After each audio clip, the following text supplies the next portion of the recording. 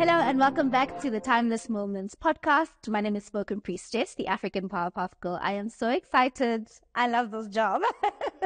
We are back again, and today we are chilling with Blessing Ngobeni, SBYA extraordinaire, and of course Dr. Same joins us yet again. She is the whiz that looks after the Standard Bank Art Gallery pieces, and today we are talking about what is coming in that space. Blessing, Dr. Same, welcome. How are you? Good. Are you well? In this winter, I can see that you are there. Yeah, let's get right into it. Blessing, it's such an honor to be here with you. I've been following your work, obviously looking at the stuff that you're doing with Standard Bank as well. How are you feeling preparing for yet another exhibition? I think we might take it for granted that because you've done a few exhibitions, I've done like you just do it, but I really want to know how it feels to prepare for an exhibition. Yeah, I think for me, I should thank you guys for also coming to the studio. This is where things are happening. Yeah, but for this opportunity that I've got, even though it was because of I should have done the show a long time ago, but now the fact that we back to the show, that thing it excites me because it's no longer like a virtual, where I showcase my work online as it was because of the COVID. So now that we are gonna see the physical work, I mean, for me, that thing, to interact with the people and the work itself, it gives me, that strength and the belief that we can do it, regardless of whatever things that comes to try to distract us, So yeah, I'm very much excited and looking forward to this exhibition because also I travel in shows, so I don't know the feeling, when it travels, things change on the road. Yes. So hopefully it's going to be the same spirit, same, energy and same vision that I have, So yeah, people will see most of good stuff once the opening comes. I was just about to ask you, how does the work change? I mean, you said it's something that was supposed to happen about 3 or so years ago. And doing it now, I assume that you're going to put in what was then done. Is there anything that you've added, any changes, any new perspective you've done to the artwork? Yeah, so what the show that we're supposed to have in 2020 was titled Chaotic Pleasure, which was also speaking about the issues that our society have, and at large, not just locally but globally. Then I did not move away from the concept, but I only changed the title, which is now Ntumi Yabutomi. Simply means the messenger of experience in my own understanding, So basically, there are new works because some of those works were sold and they are far to borrow back. I mean, like if you're gonna borrow a work from overseas, it's another story with the cost and the stuff. So I had to add few works but still borrowed some of the work that are local, with the idea of the experience that I also went through, the globe. They went through this experience of being indoors and not able to function as daily life, So that we came back and then I thought, why can't I just speak about this experience and the historical experience that led us to be these people that we are today, hence, that experiences are the ones that either destroy or build us. So I wanted to speak into that idea. Yeah, Dr. Same, I actually never asked you this, and I think I want to ask you the same thing. How does it feel for you to curate another exhibition? You see so many things going to the Standard Bank Art Gallery. They're all different. They all need different things, There's mixed media in Ntumi Yabutomi. How are we putting this one together in the Standard Bank Art Gallery? Where do you go when you start to have to curate it? Yeah. Well, I mean, I think the great thing about working in a gallery space is that you're literally being given a white cube to work with. And, it's almost like being given a white canvas. And it's about you then thinking about and curating is the storytelling part is what kind of a journey do you want people to have once they're inside the space? What feelings do you want to evoke? But also what do you want to have them leave the space with, taken away from having that experience? So it's always exciting to see what each artist brings in terms of how they tell the story, because I think what makes each artist distinctly different is the way in which they tell the story. The medium, is art. It might vary from painting to sculpture to mixed media, but it's art nonetheless. And that's what I think the gallery space does. However, it's the way that the story is told, I think, that then sets each artist apart. Yeah. In your opinion, how do you think Blessing bridges the gap between his personal experiences and the universal experience? From my understanding, Nzomi Yavudomi also addresses the human experience holistically, right? Amongst everything that he's kind of gone through. Yeah.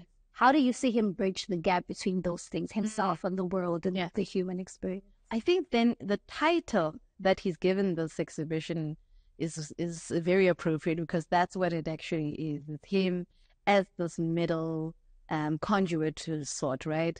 That in some ways has found a very unique language that is very unique to him, in the way he paints.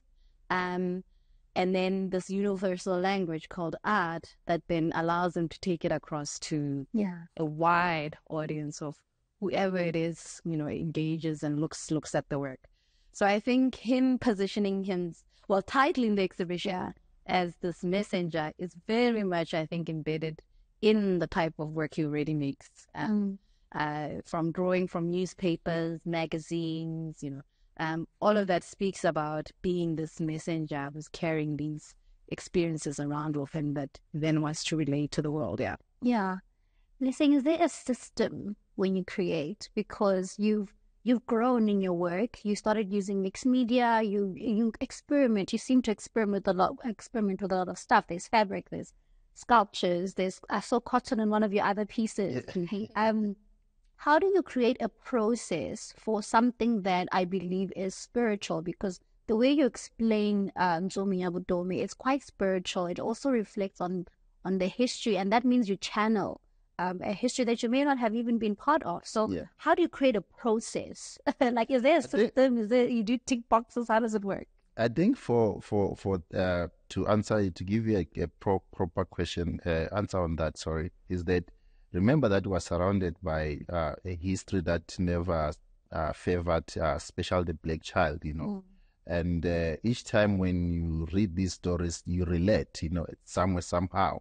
I'll give you the idea of the cotton that it's been used every day, to wipe the wound and all this. So that part of wiping the wound, it speaks to the pain that the black child went through. I mean, I would also speak about the cotton itself. There's cotton kids, who are the enslaver, so intimate into these people that were harvesting cotton, and that's when the results of, I should say colors, came about, and sometimes when I think about it, because the behavior of them, it wasn't planned, so it became a traumatic kind of situation that it was inherited during the time when they were forced to engage in sexual, conduct with these people, at the very same time, with the new material, I mean, when do we see anything that is lying there and place it in a gallery and become an art? That's the challenge that because I've seen so many objects that, they found themselves in a space, and then now it's a huge money that is paid for, especially in the Western art, and, in America, I find that people, they just place things, but the money is paid highly. And us here in Africa, it's not that easy to break this, in between line, to be able to say, I take this leaf, put it there, and then I want to get paid because of the story that I speak about, or the concept that I bring into the space. So bringing new medium or new material into the space, I think for me it's a freedom, having freedom of because remember also the other thing that we never had was freedom of space. These spaces that we're renting, supposed to be our spaces that we own them, but we don't own them. But using this opportunity that we are in the space, then what can I do to make sure that I use it to the fullest with the freedom of whatever that I use? You know, I mean, black childs in the townships, they are not able to live a full life because they are squashed in this, you know, the system created that. But at the very same time, the system wanted these fathers and mothers to go back to work to glamorize their lifestyle, you know. So those are the things that questions also the material that I bring to my work, because I don't see any boundaries, you know. I don't see, because each and every material that I use, it has a history behind. You know, the cotton has a huge history, and it influenced so much people across the globe, you know, the fashion and all this and that. You know, it came because of a black child, you know, was suffered actually on, you know, in this field, you know. So when you think about it, it's a painful thought, but we have to face it and speak about it so that we can heal, you know. Dr. Same, what is the social impact of the kind of work that we put in the Standard Bank Art Gallery? I mean, Blessing is talking about things that are pertinent to our society, our people, and this art is beautiful to look at, but when we talk about the stories, like he said, there's a lot to unpack. What do you think is the social impact of this exhibition, and moreover, Blessing's work overall? Yeah. I think Blessing's done a very exceptional job of narrowing down really complex ideas, really big ideas that I think as human beings, we don't generally think about them in that way, because of course we all exist in our little bubbles and circles. So for him to put these big ideas and big notions of how we think and understand history, you know, politics, social, economic issues, what that does is it creates firstly a sense of familiarity of how we can start to relate and make sense of what we see in the world going on around us, whether it's climate change or, you know, the impact of, like you say, what a small, insignificant object like a cotton ball, for example, which for America stands as, you know, it's so loaded, right? Because it carries the association that this cotton ball has with the entire economy of how the United States was built on slavery and this cotton. So there's, you know, I think what the powerful thing about art is that this small object, which is the cotton ball, then is suddenly magnified and suddenly making us to think about it in a different way. And that is the magic of art, I think. Yeah.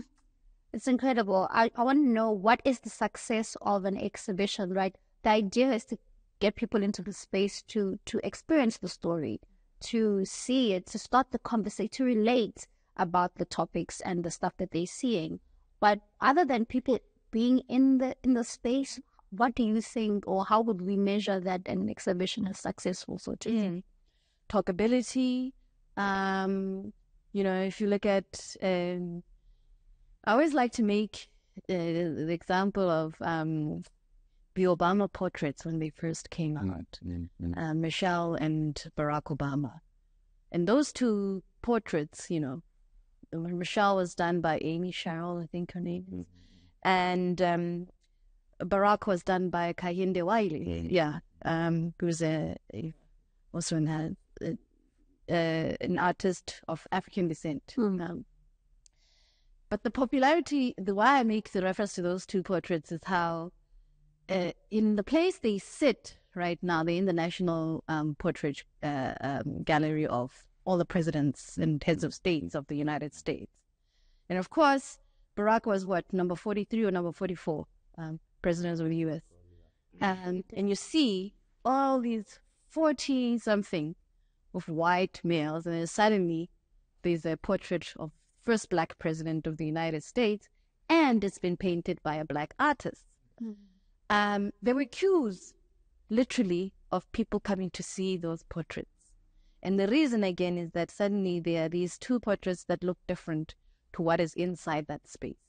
So for me, what happens outside and happens inside, they speak to each other. So, what is going to attract people to come in, talk about it, and then attract people to come in, go and see what's in there. They all speak to each other in what you are trying to, how you're trying to attract people to the exhibition. Yeah. That's beautiful. I never thought about it like that. That's probably why I asked. I really, it was quite interesting to get into how this all works. Because we see art, usually we take it for granted. We have our own interpretation of it. It's most times different to what the artist saw, but sometimes we connect and then you move on, So I really appreciate that we have these conversations and we have these spaces to be able to explore and go deeper into the art. Blessing, when you were talking about kids, kokasi, they don't have access or they don't have a certain platform to grow. That piqued my interest because you're doing a lot of work to give back to the next generation. You've been doing the Blessing Ngobeni art prizes. It's 7 years now. Yeah, it's 8 years. Yeah, 7 years, yeah, right? 7 years.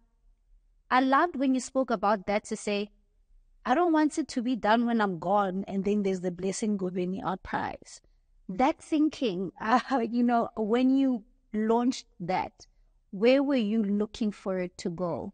I think for me, having been a person who don't have an educational background, I never went to, I only did the Artist Proof Studio, Artist Proof Studio Institution? Should I say? I totally forgot.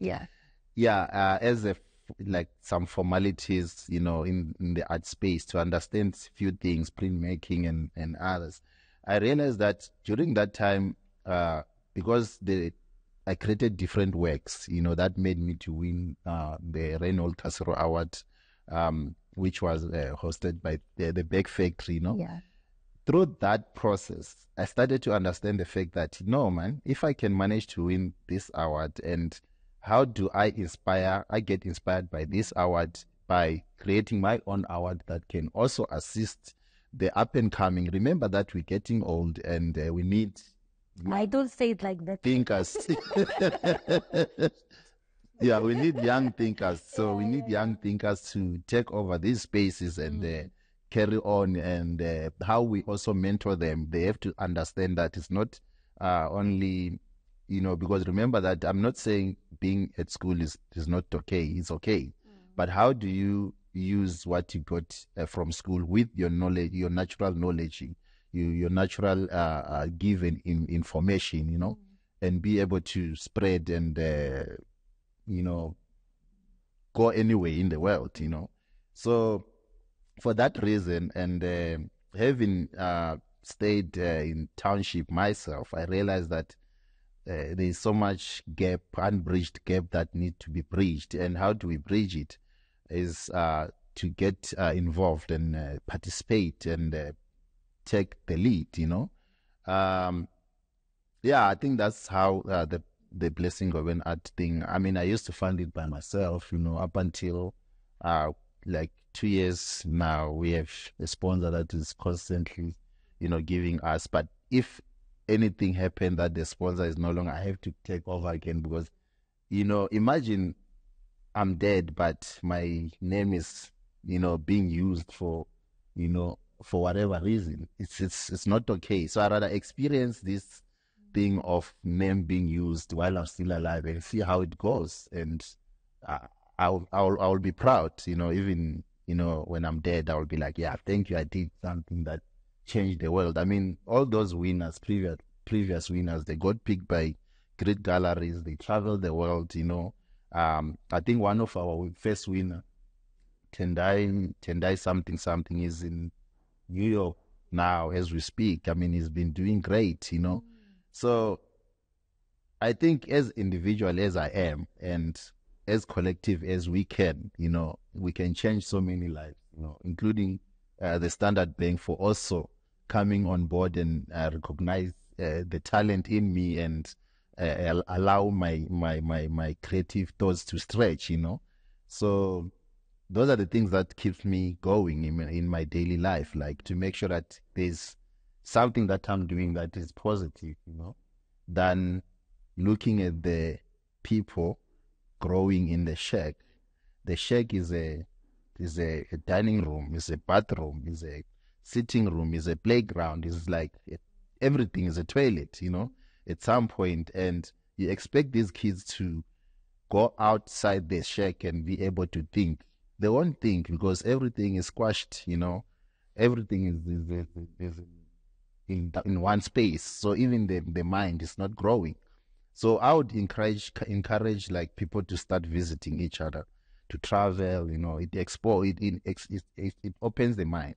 So those are the things that I also wish to change. To encourage people to just, even if it's a local, go down to Mpumalanga, go to Limpopo, go to this thing of still having tribalism as a thing. I was talking to this friend of mine in Cape Town before yesterday, saying if I had to create a series, movie or show, I'll title it 11 official language, as a title of the series, which gonna give each and every, including, I would say maybe 12 language, because there's a language that are getting birth every day. They discover all these other languages. So trying to speak to the idea of, say, when are we going to be able to live in peaceful and share the knowledge than share the bloodbath, So those are the things that keeps me worrying and not worrying per se, but they're on your thinking, mind. Yeah. In the time that you've been doing this, you are the expert. The people that come into the space are looking for mentorship or to learn from you.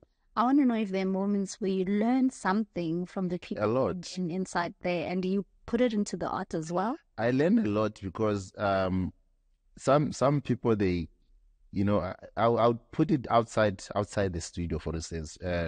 Go in a club or anywhere you chill with friends. They are friends with brilliant ideas, but their ideas, they end up there. So for me, sometimes it's great to listen to them and collaborate with their privates, without them knowing, and bring their ideas into my work. So as much as you come to the space with your goal, I will assist you. I will talk to you. I'll take you through the process, and if you are there, you will manage to make it work. Yeah. First of all, congratulations. More life and more blessings on that project. No pun intended. But it's so important. We really need you. We need people like you that give their time, because there's really so much difference that happens when you give your time to someone. Dr. Same, how do you think Blessing's work is shaping our future? Stuff like this that he's talking about, changing the lives of others. Now they're out in New York. How do you think his work is shaping our future? Yeah, first of all, I think I must just commend him for not only starting the award, but doing it, I think, like he's saying, in his lifetime, when he's not in his, posthumous kind of thing that's done after he's dead. But rather that he's living it with the actual, people that win the award.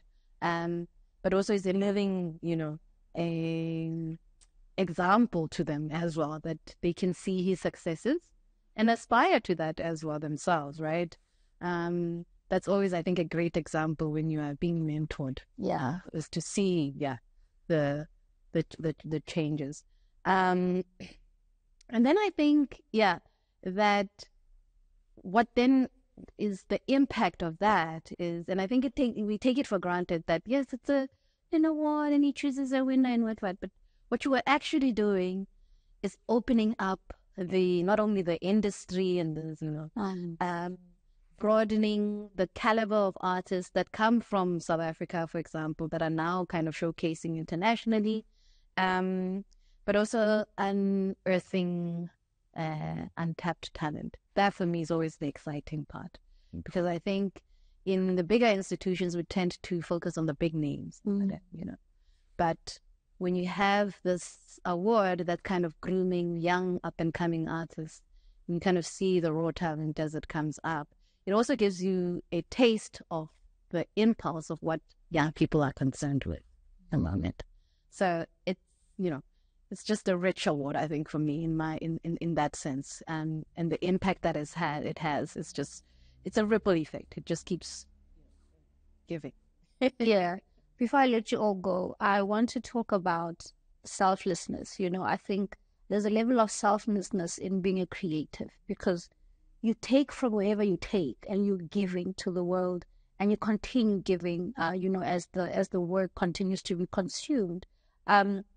Blessing, with your art, with your art prize, already there's an example of selflessness.